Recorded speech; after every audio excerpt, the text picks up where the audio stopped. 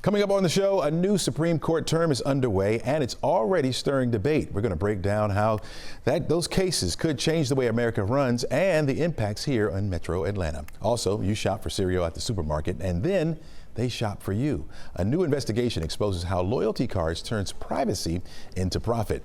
And it's that time again when candidates clash and the clock doesn't blink.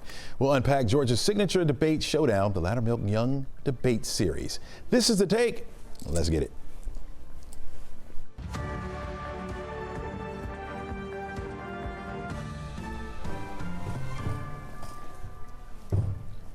Hello, everyone. I'm meteorologist McNeil, and this is The Take, where we go above and beyond the headlines and we look at the why and how stories are impacting you and your community. We invite the experts in to share their take on today's top stories as well. We try to have just a little bit of fun.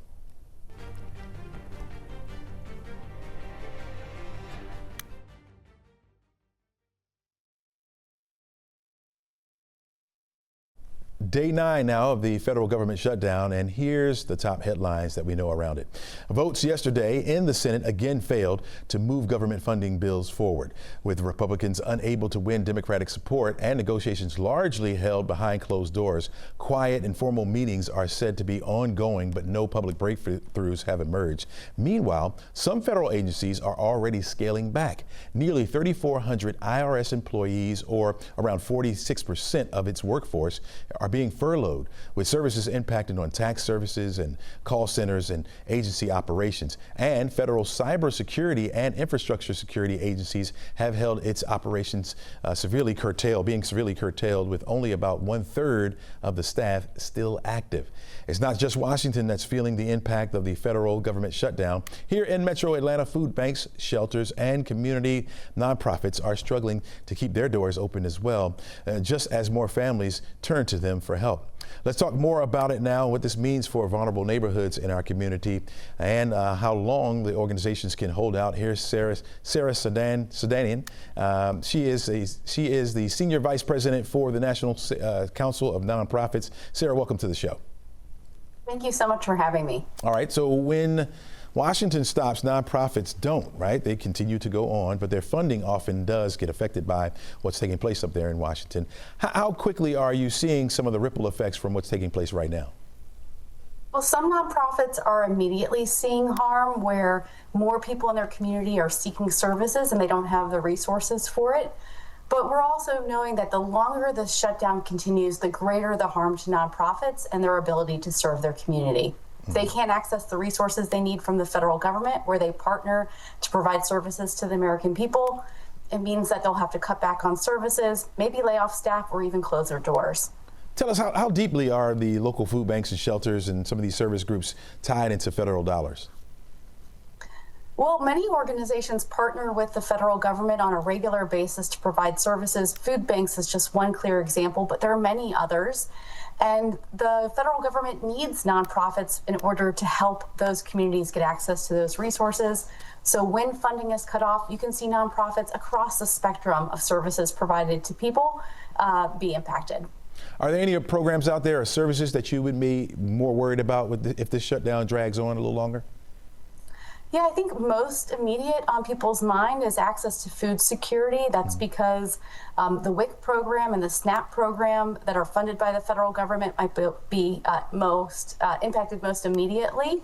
But in the long term, we could see shelters impacted. We could see after-school programs. Nonprofits step up in lots of different ways in their community, and all of them will be impacted if they can't get access to federal funds. Yeah. Sarah, is there a breaking point or a length of time that you see that's maybe a little bit more widespread when we start to see layoffs or even program suspensions? Yeah, I think we'll start to see more impacts emerging starting about 2 weeks into the shutdown. And then after about 30 days, that's when nonprofits are going to start struggling to make payroll or meet their other expenses. We're worried that they might have to take out loans, which add costs to their budget that they weren't expecting. And at that point, nonprofits might be forced to cut back on the services they provide. They might have to reduce their staff or even close their doors to the people in their communities, which is ultimately really harmful to everyone who relies on nonprofits for essential services. Yeah, I can imagine that. Is there anything that local donors or businesses or even volunteers can do to help out nonprofits and help them weather a storm like this?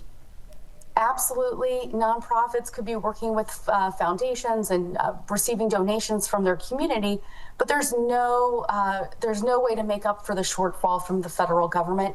The only way to keep nonprofits whole and their ability to serve their community is if Congress comes together to reach a bipartisan agreement to reopen the government so nonprofits can continue this vital work. Yeah. What advice would you give nonprofit leaders trying to balance compassion and the cash flow during the shutdown that clearly has no end at this point?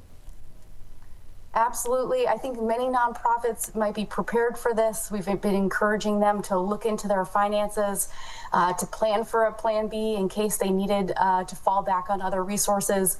But the longer that goes, the more impossible that task becomes, right? There's a lot that nonprofits can do to prepare, but if the shutdown continues for 30 days or 60 days, you could see irreparable harm to the nonprofit sector.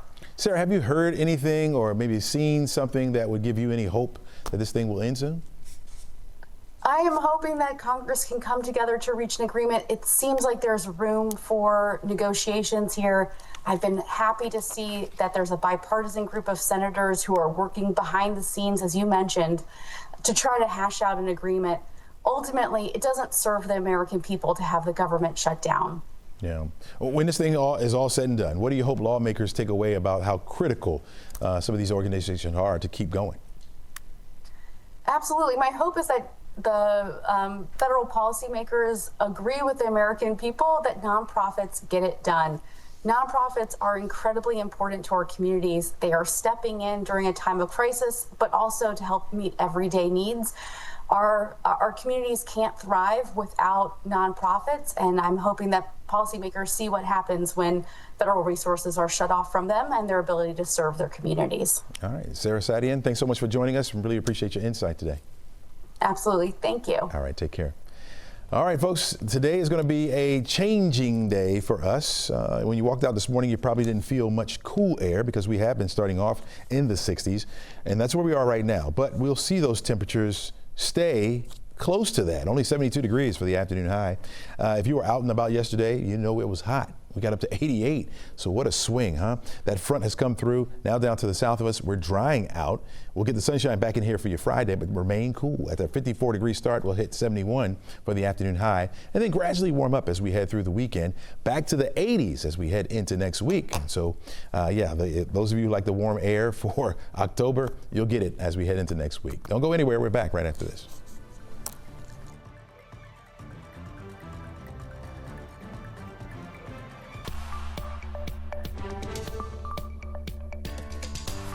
Across Israel and the Gaza Strip, people poured into the streets, celebrating a pause in the pain and daring to believe peace may finally be possible. Joining us now is Washington correspondent, NBC Washington correspondent, Alice Barr. Alice, major developments toward a ceasefire here, and it's still developing. Can you catch us up at this particular hour? Yeah, there's a lot happening, and certainly this is news that so many people have been waiting for so long. President Trump said he may travel to the Middle East as soon as this weekend. Peace talks have been ongoing in Egypt, and now there is word of a Phase 1 deal to free the remaining hostages from Hamas captivity in Gaza, pause the fighting, and see Israel withdraw its troops to what President Trump called an agreed-upon line. He spoke overnight on Fox News about a conversation with Israel's Prime Minister Benjamin Netanyahu, saying that he told him that Israel cannot fight the world. He said he understands that, and that it's amazing how this has now all come together. It is not fully together, though, until the Israeli cabinet votes to approve the peace deal. That is expected to happen today. This is a deal President Trump advanced. Approval would trigger the pullback of Israeli forces, with hostages expected to be released on Monday, according to a senior White House official. Family members of the hostages have been sharing their gratitude to President Trump, their determination to bring all 48 home. 20 of the hostages are believed to still be alive and would be the first returned in exchange for Palestinian prisoners and desperately needed aid into Gaza. Again, just the first phase so far agreed to. Gotcha. All right. Part of the drama at the White House came with how President Trump found out. Describe for us that moment. It was really remarkable. He was at an event with a number of members of his cabinet, and Secretary of State Marco Rubio handed a note over to him. Pictures of that note were captured by pool cameras at the Associated Press, and you got to see up close that it said, "We need you to approve a Truth Social post because we're very close to an agreement in the Middle East and want you to be the one to announce it," essentially. So then President Trump did pause right there and say, "I was just given a note by the Secretary of State that we're very close to a deal." The secretary leaned in and whispered to President Trump, it was very reminiscent for a lot of people of the moment that President Bush learned about 9/11. This, of course, was much better news, and people holding their breath that it does hold. All right. Yeah. Wow. This was a big development. There's still much that lies ahead. What should be the next steps we're watching for? Very important to be clear about that. First of all, this needs to still be agreed to. The Israeli cabinet needs to go ahead. There are hard right members that have said they're going to oppose it, but the belief is that this first phase will be formally agreed to. That would then mean that drawdown of troops would begin, the pullback of troops would begin, and allow the hostages, over the next several days to be coming home. But beyond that point, this is a 20-point peace plan that President Trump put forward that ultimately seeks a final end to almost 2 years to the day of this devastating war in Gaza. And the rest of the deal is far trickier, especially a requirement for Hamas to disarm and leave power in Gaza. That has pretty much always been the sticking point, and Hamas has not really said yet that they're willing to go along with that. So that remains. And then, of course, there's determining a future for Gaza, which lies in ruins. A French diplomatic source tells NBC News France is going to hold a conference in Paris today on Gaza's future. It's not entirely clear if there will be U.S. representatives there, but President Trump said on Fox News last night that Gaza will be rebuilt. He referenced a council of peace involving other countries in the region helping to rebuild, and he said that Gaza will be a much safer place. Not clear, though, how that would look. Chesley. Right. Alice Barr, thanks so much for joining us today. Have a great day.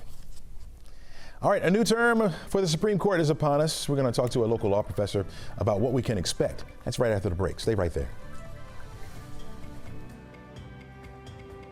Well, the U.S. Supreme Court is back in session, and this new term is already shaping up to be one of the most consequential in years, from presidential powers to voting rights to LGBTQ plus laws.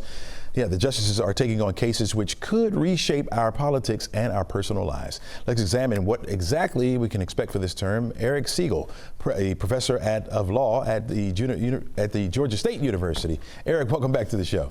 Good morning. Thanks for having me. Oh, not a problem. What makes this new Supreme Court term stand out from others we've seen in recent years? Well, the court has already agreed to decide so many important issues, as you just suggested. Of course, I think big on everybody's minds is the idea of tariffs, because tariffs affects the price of goods that we all buy. And President Trump has created a whole lot of tariffs on a whole lot of countries, and it's unclear if he has the right to do that under the emergency law that he is using to use it. So the case is going to hear that case this fall and decide it by June. It could have tremendous, of course, economic effects. Yeah, it sounds like they have a lot of work to do, right? But folks that don't follow the everyday rulings, right? How can these cases actually affect the day-to-day life here in Georgia? Well, the tariff case certainly does, because it affects the prices of goods. Mm-hmm. So that's an important issue. Another issue the court is going to treat this term is a law in West Virginia that bans transgender women from playing sports. And I think a lot of people are watching that one. I think we have a pretty good idea how that case is going to come out. The court is likely to uphold that law, but we'll see. That's certainly a big case. On Tuesday of this week, the court heard the first big case of the term, which was a conversion therapy case out of Colorado, where Colorado banned what's called conversion therapy, where people try to use a treatment to make gay people straight, effectively is what it is. But it's being challenged on free speech grounds. And the law is written kind of broadly, so a lot of people are watching that. But another case that will certainly affect the people of Georgia is a couple of cases where the court is going to decide whether the president has to have unilateral, complete authority to fire the heads of independent agencies. Independent agencies like the Federal Trade Commission and the Federal Reserve, especially the Federal Reserve, play a big role in our politics, in our economic system. What the interest rates are affects mortgages for everybody here in Georgia and every place else. And traditionally, since 1930s, the court has said that Congress can limit presidential authority to fire the head of those agencies so that they're not so much under partisan control. Well, this court is very likely to reverse all of that and give this president and future presidents the right to dictate how those agencies operate by having the power to fire the heads of them without any control whatsoever. And that is really a pretty big deal. Wow. With what you heard so far, how would you describe the direction this court could be heading? Well, I think if a neutral observer looked at the last 10 years of the Roberts Court, I think they could come away with two conclusions. And I don't mean this to sound partisan, it's just an observation. Generally speaking, most of the time, Republicans win and religion wins. I call it the R&R Supreme Court. I'm not criticizing that, I'm just saying this court seems, there's 6 Republicans on them. 3 of them were part of Bush versus Gore back in 2000. And this court seems to side with the Republican Party a lot. And in the case on Tuesday, where religion is kind of at play, was a Christian therapist. There were some arguments the court shouldn't have jurisdiction over that case. And there's arguments on both sides of that issue. But whenever religion seems to be indirectly or directly involved, Justice Alito, Justice Thomas, Justice Barrett, these judges seem to side with religion quite a bit, even if it's a case where maybe jurisdiction is questionable. I expect both of those trends to continue. A huge case that's not there yet, but may be coming, 2 huge cases that are probably coming. One is, of course, been in the news all the time, President Trump using the National Guard in Portland and Chicago in a federalized way. That's been unusual over the last 50 years. That case in the lower courts now is going to come to the Supreme Court. And I say that because I think Atlanta might be a place where someday President Trump may want to send troops. So we should all keep an eye on that case if you live in Atlanta. And of course, the birthright citizenship litigation. President Trump issued an executive order changing birthright citizenship. People born here to parents who are visiting under this executive order aren't citizens of the United States. That would be a very different perspective. Every lower court has struck that down so far, but if one court upholds it, then I would expect the Supreme Court to hear that case. Gotcha. All right, Professor Segal, thanks so much for joining us. Thanks so much for your insight on this. Really appreciate it. My pleasure. Take care. All right, take care. All right, OpenAI's latest deal could mean more jobs for our area, but it also could put more strain on our power grid. We're going to dig into that when we come back. Stay right there. Well, just this week, OpenAI, the company behind ChatGPT, signed a multi-billion-dollar deal with chipmaker AMD to power its next generation of artificial intelligence. For Metro Atlanta, a growing tech and data center hub here, it could bring more jobs, more investment, and could be a bigger strain on our power grid. Let's dive deeper into this with Marty Peronic, the founder and president and CEO of Atlantic.net. That's a Florida-based firm which specializes in cloud hosting and managed services. Marty, welcome to the show. Thank you for having me. Absolutely. How significant is this deal for OpenAI and AMD in the broader AI infrastructure industry? I think it's a very exciting time. We're in a modern day space race. So we've got all these different countries, China, countries in Europe, America trying to race to get to general intelligence, which is the dream of AI. And you're gonna need a lot of infrastructure to make that happen. So the more the merrier. The more infrastructure we can get out there, the faster we can go and get to where everybody's trying to achieve. Marty, read a little bit about this agreement. It says that it's expected to deploy 6 gigawatts of new AI processors. For the layperson like myself, what does that actually look like in layman's terms? Well, a gigawatt is a tremendous amount of power, so 6 is even more than that. Just to kind of put it in context, in the last internet boom, a typical data center was 1 to 5 megawatts. A gigawatt is 1,000 megawatts, so we're talking 6,000 megawatts of power, and that's the first leg. So the scale and scope of these things that we're doing, we've never seen before. It's completely new. Nobody even knows how it's done. So it's all being invented. And that's why I say it's a modern day space race. Yeah. Atlanta's quickly becoming a magnet for some of these data centers and these cloud operations. How might these deals like this accelerate that trend here? Well, Atlanta has always been a leader in the last internet boom. It's a major hub. You're obviously reading about almost every day about a data center build in the greater Atlanta area. Atlanta is going to play a key and pivotal role for a number of reasons. One is it has very inexpensive power, it has land, and it's kind of at the forefront of all new technology. So it's going to shape that economy just like the internet did, and it's going to be a lot of fun and a lot of opportunities and I think there's going to be a lot of jobs. And that sounds good. That sounds really good. We talked about the strain on the power grid. Can you talk to us about that? Could that be an issue?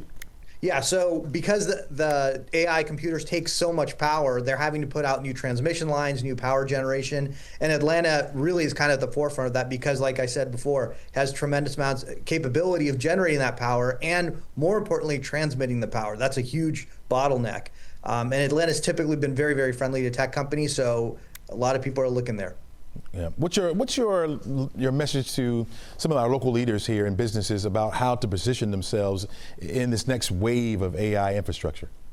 I would say keep an open mind. Once again, this is a brand new technology. Nobody's ever done anything like this before. The scale we're talking about is unheard of. So keep an open mind.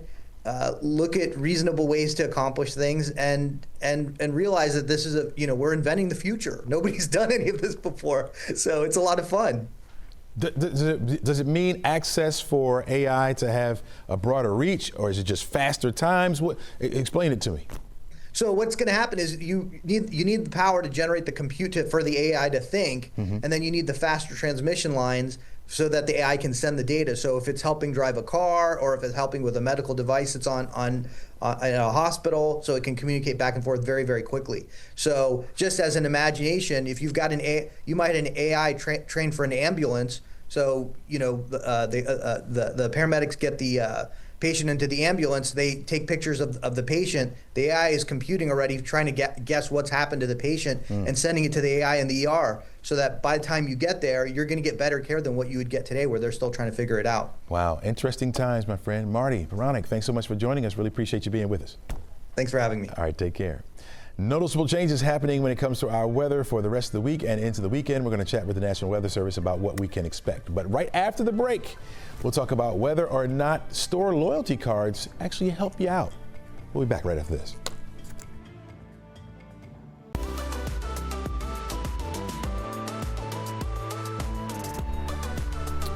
Well, you might think those store loyalty cards are actually helping you save at the checkout, but Consumer Reports is raising new questions about what you're giving up in return. A new investigation shows that one of the nation's largest grocery chains, Kroger, is turning your shopping habits into a multi-million-dollar data business. Consumer Reports discovered that Kroger's precise marketing division generated $527 million last year, more than a third of the company's net income.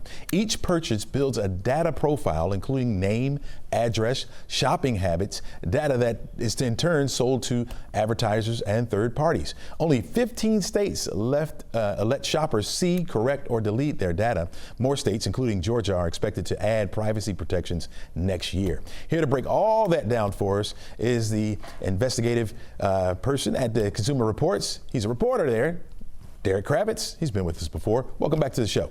Hi, thanks for having me. Derek, now you describe Kroger's data operation as sophisticated. Walk us through what kind of shopping information they're collecting and how it's being used.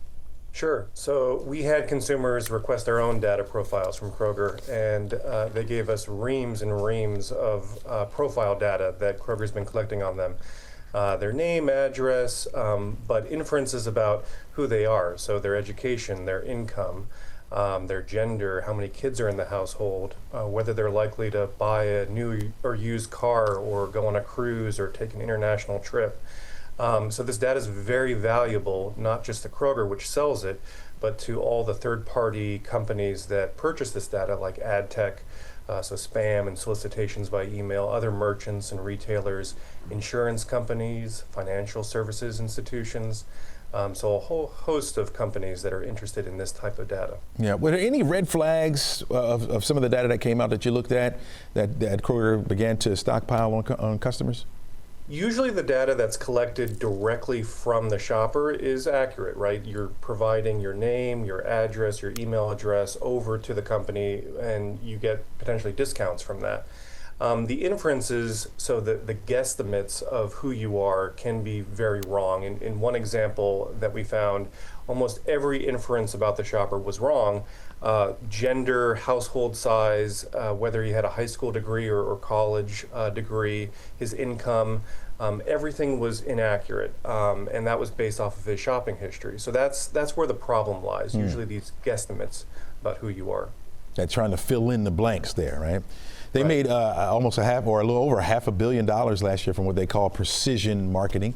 How does a grocery chain turn personal data into that kind of revenue? Right.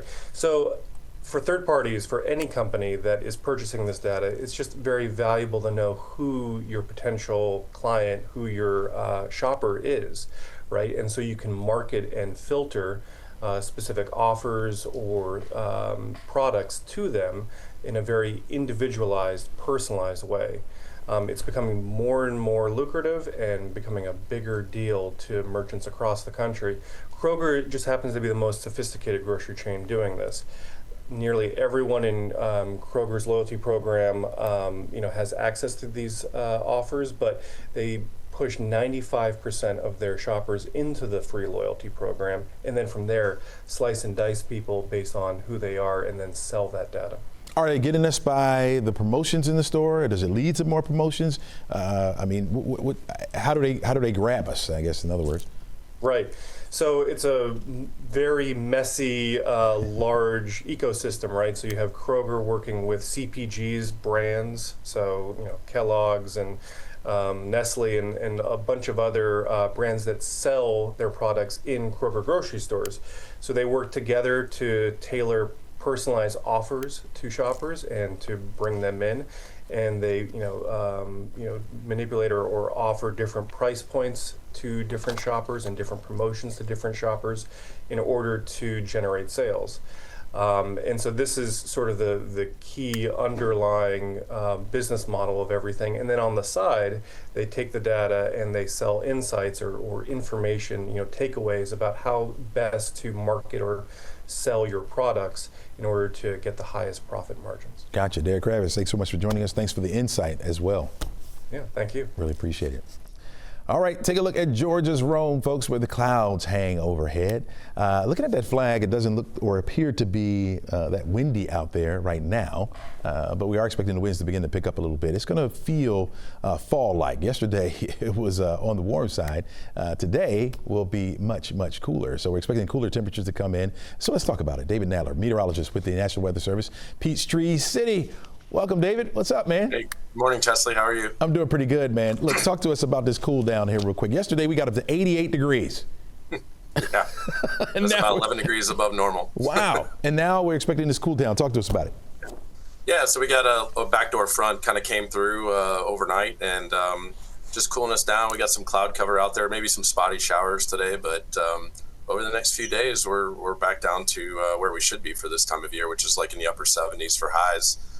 Lows will be in the mid to upper 50s. So, or actually, the next couple of days, maybe even below normal for highs at least. But I think it's a welcome change. Absolutely. We love fall. Everybody loves fall. Everybody's talking about fall. But we know that it's going to turn warm once we head into next week, right? Yeah, the models are trending back a few degrees above normal, but I don't think we'll see upper 80s or anything like that, But the trend is to, warm back up as we go through the middle to end of next week. David, I'm always, this time of year, especially ask this question. I'm going to put it on you, man. What does this mean for us? Does this mean we're going to get 20 inches of snow? Oh, if I could answer that question, I don't think I'd be sitting here right now. But no, winter, we're still looking at some things that, could come together for winter. But yeah, it's hard to say at this point. Let's talk about the tropical season for a little bit here. Hurricane season. Pretty benign so far for us, but we're up to J now. Jerry's out there. Could become a Category 1 hurricane. What do you think about the season so far? Yeah, fortunately, it's been relatively quiet, especially for the mainland U.S. and certainly for us. But, we're still in that time period, even though we've sort of crossed the peak of activity. October could be a very busy month, and it's October 9th right now. Mm-hmm. Unfortunately, back in 2018 when Michael hit, that was the middle to end of October. So I would just say, let's just keep rolling with this, what we're seeing, but let's not let our guard down, as we head over through the next couple of weeks with tropical weather. But as it stands right now, it's looking pretty quiet. Yep. All right. I know you talk to your hydrologist all the time. Got to ask you about our drought levels here. We had a new drought monitor come out, and doesn't look like we're going to see any rain in the foreseeable future. Where do we stand? Yeah, so the new drought monitor actually just got released this morning, and the D2, which is the severe drought, is expanded quite a bit over parts of West Central and South Georgia, and actually includes parts of like South and Southwest Metro Atlanta. And there's even a little area of extreme drought, which is a D3 on the D0 to D4 scale over far South Georgia, like west of Valdosta. So yeah, I mean, there's unfortunately, the dry relative. Even we had a little bit of rain, a few days ago. It wasn't enough to really put a dent in what we've been seeing, which is about 5 to 6 weeks of very well below normal, precipitation across the area. So, unfortunately, over the next week to 10 days, there doesn't look like a whole lot of appreciable rainfall across the area. So these drought conditions are going to persist over the next foreseeable future for sure. Yeah. How long would it take? Would you say? Were you here back in 2008, 2009? I was not. Okay, all right. So I didn't recall what happened then. Yeah. I had just got here myself, right? And so we saw those kind of conditions. Really don't want that. But how long does it take for us to be dry to get back to where it was back then? Yeah, it's tough to say, but I think we need a couple of good widespread rain events. And I'm not talking about spotty showers like a half inch there, a half inch here, but we need a pretty good prolonged wet pattern. So a couple of events where we're getting at least 1 to 2, maybe 3 inches of rain. We certainly don't want to deal with flooding. But we need a few of those to try to get back on track. And, we're going to go into, as we head into the end of fall and into early winter, we start, becoming more active. So hopefully, the pattern will set up for that, but not severe weather or anything like that. So we got to watch what we ask for. But yeah, the drought's here for a little while for sure. Yeah, certainly don't want to complain. We talked about a benign hurricane season so far. It only takes really one system to come through and ruin all that, right? Absolutely. Yeah, absolutely. Yeah, certainly don't want that. All right, David, really appreciate you joining us, man. And next time somebody asks me about whether or not we're going to receive snow this year, I'm giving them your number. All right, thanks, Chesley. Good talking with you. All right, take care, my friend. All right. Yep. Hey, folks, don't go anywhere. Stay right there. Maribel Aber from CNN is going to join us with How Your Money Matters right after this.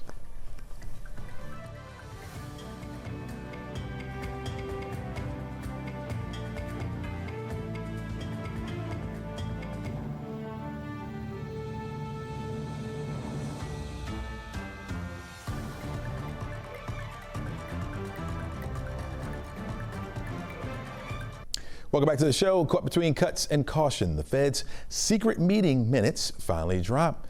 CNN's Maribel Aber joins us now from the NASDAQ market site in New York. And Maribel, sounds like they're juicier than you'd expect. Yeah, good morning, Chesley. So the Federal Reserve is signaling patience on rate cuts after September meeting. That's when they made their first cut in 9 months, a quarter point. Most officials expect 2 more similar cuts this year with smaller moves through 2027.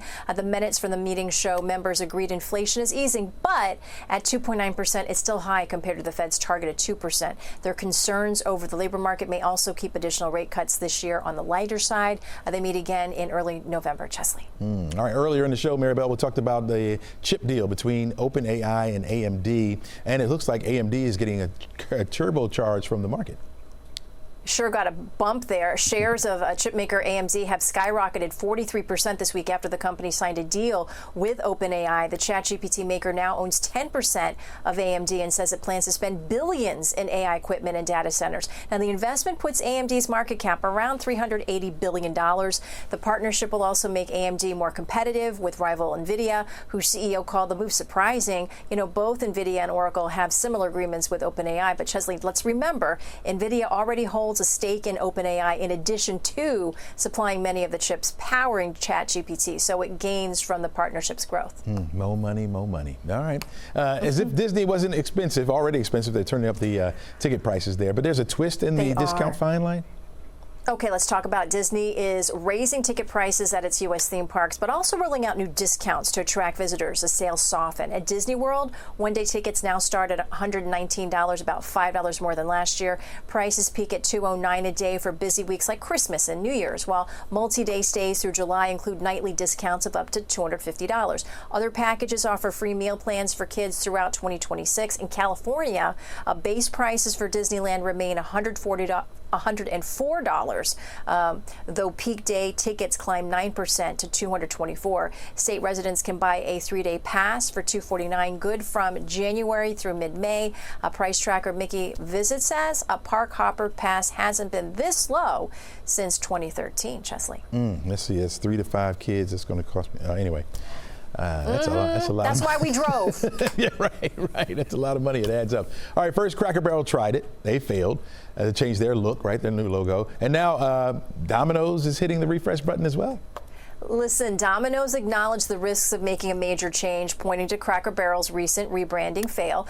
Domino's Pizza is rolling out a major makeover, including its first new jingle in 65 years. The company revealed a bolder logo and brighter colors, new employee uniforms, redesigned pizza boxes, but the biggest change may be its new jingle, sung by country music star Shabuzi. It centers on the Domino's name, but draws out the M in the middle. Domino's. I can't do it like him. The company hopes the refresh grabs attention, keeps its brand top of mind in today's short attention time, span. Domino's head of marketing says their makeover simply modernizing its core identity. Let me tell you what, Chesley, back in the day, I mean, the artists didn't want to make a jingle, right? They wanted to be super, serious. And Shabuzi is at the height of his success, and he's into it. Well, it's more money, I guess. I mean, new way of thinking. And that's our theme today. Yeah. And it's almost like they're trying to market toward the younger crowd, but you're losing the people who pay right now. Yeah, don't change the taste. They don't have any money, they get it from us. Thanks a lot, Mary. I really appreciate it. You got it. All right.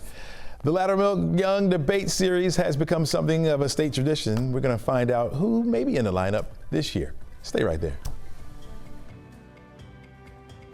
It's politics, but it's Georgia style, where the questions are pointed, the answers are quick, and the clock never blinks. The Loudermilk-Young debate series has become something of a tradition, a state tradition, a Southern showcase of ideas, zingers, and sometimes empty podiums.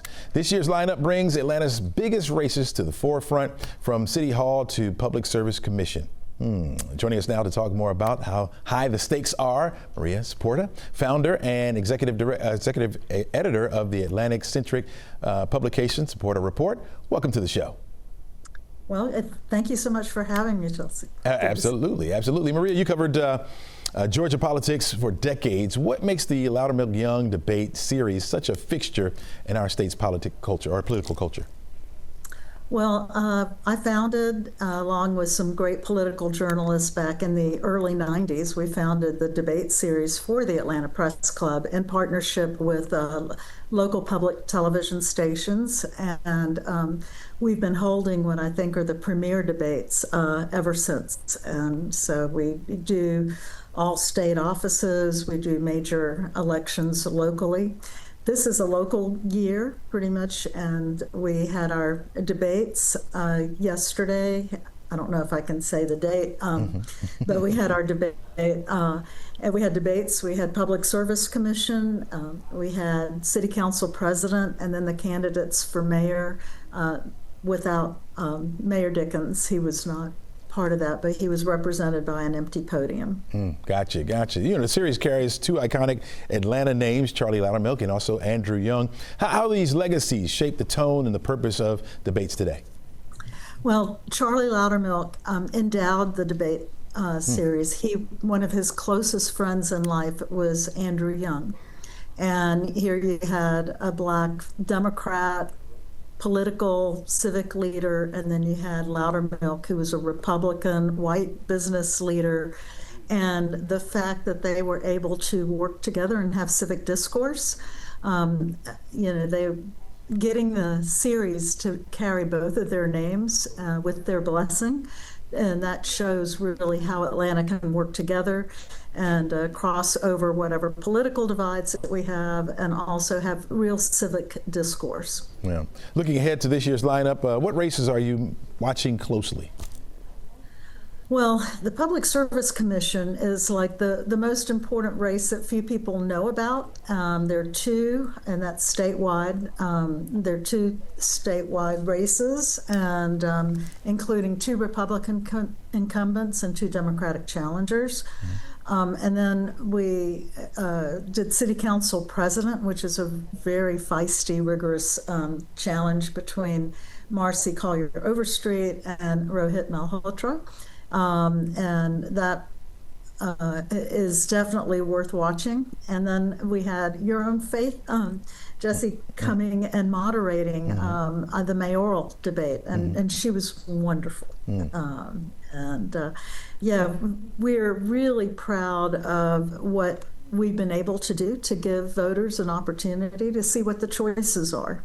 And we're gearing up for next year. Next year will be a record debate year with 2026. We'll have U.S. Senator, Governor, Lieutenant Governor, and all the state offices and several congressional seats that will be doing debates. And our last big year was 2020, and we had the debates with Raphael Warnock and Kelly Loeffler, and then we had John Ossoff, and then David Perdue was represented by an empty podium.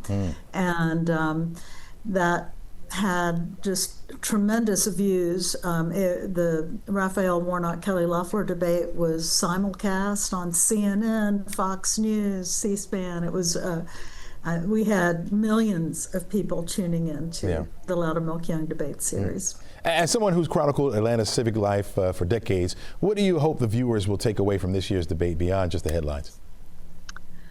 I think it's important for people to know who are the people running, and who are the people who are willing to stand up and answer questions from journalists. The saddest thing for me is when we have an empty podium, because I think voters need to know who's running, get a sense of how they act. One of the most important parts of our debate is when we have candidate-to-candidate questioning. So that they can ask their opponent a question and then respond, and to have a rebuttal period. But that tells you a lot about the character. And so when you have a debate with an empty podium, you don't get that kind of interaction. One of the big things we try and do is make sure everybody participates, because this is so important to our democratic, small d, democratic process of picking our the best of leaders to serve us. All right. Maria, supporter, thanks so much for joining us. Really appreciate it, and looking forward to the debate. Thank you for having us. All right, take care. All right, another look at your forecast plus my final take when we come back. Well, a difference today as far as the forecast goes. We do have the clouds in place and only a 20% chance for an isolated shower. Most of us won't see it. 72 degrees will be the high temperature. Keep in mind, yesterday, folks, we hit 88. Down to 71 degrees for a high on Friday after a 54-degree start. It's going to be cool in the morning, cool in the afternoon as well. Sunshine through the weekend and into next week as those temperatures will gradually warm back up. 80s by the time we start the work week next week.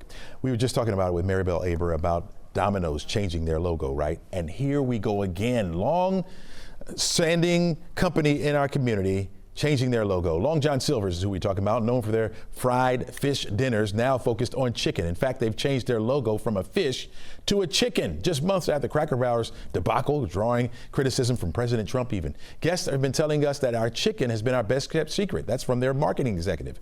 I got two thoughts on this, folks. One, will people notice? Like, how long will it take for them to notice that logo change? Number two, I'm not a marketing guru, but who goes to a seafood place to eat chicken, right?